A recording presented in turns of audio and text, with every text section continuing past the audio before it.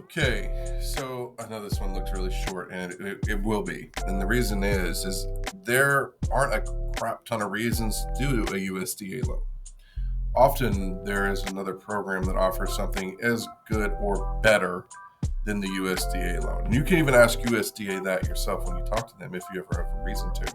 They will tell you their applications are down year over year, almost every year. It doesn't matter if it's a good year, bad year, or indifferent year, they're almost always down because these lenders are going out and expanding their guidelines to incorporate more properties than they used to. So the borrower pool for USDA starts shrinking as these other lenders start expanding.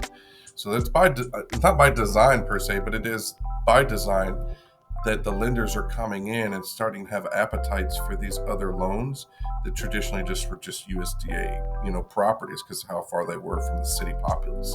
And that was really it, right? It's not like we can't do a DSCR on a property in Holenwald, Tennessee. You can, technically. The problem is the appetite for the investor is going to be like, that's a rural property. We don't want that.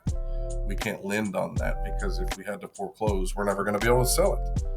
And so that's usually why you end up seeing lenders not participate on USDA property specifically, especially in the investor portfolio. But let's say you're moving outside of the city, is a great time to start looking at USDA products if you need it, right? Because it's available. It's there. Why not take a look? Let's see if the interest rate's going to be better. Let's see if the entry price point for cash to close is going to be better. There is opportunity there. Just don't get super excited about it until you take a look at it, because often it's not as nice as it would have appeared. Especially if you qualify to go conventional. FHA to USDA, I'm going USDA. I just will. It just makes more sense to go USDA if they can qualify. FHA to USDA. VA to USDA, it's coin toss. Is there a funding fee? Are my ratios over 46 or 47%? Right? Am I going to have things like that hold me back inside of this loan program? Right? That type of stuff, comparison program to program, I'm probably going to pick the other program unless there's a specific reason why I would need to go USDA. If you need a zero down 100% financing product and you don't qualify as a first-time home buyer, boom, right here, right?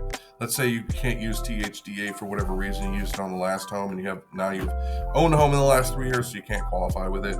Maybe there's just not an opportunity for you to get down payment assistance for whatever reason. And you got a little bit of money saved to cover cash for closing, you're getting out of this property due to a divorce, whatever, right? And now you need a 100% finance product, zero down product for whatever reason. Let's take a look at USDA. It may work, right? But if your ratios are over 47%, also manufactured home in Tennessee, if you're doing a one-time close, new construction on a manufactured home, look at USDA as well. It's zero down, you know what I mean? It's a manufactured home. You're going to get into it just a simple cost of the closing cost.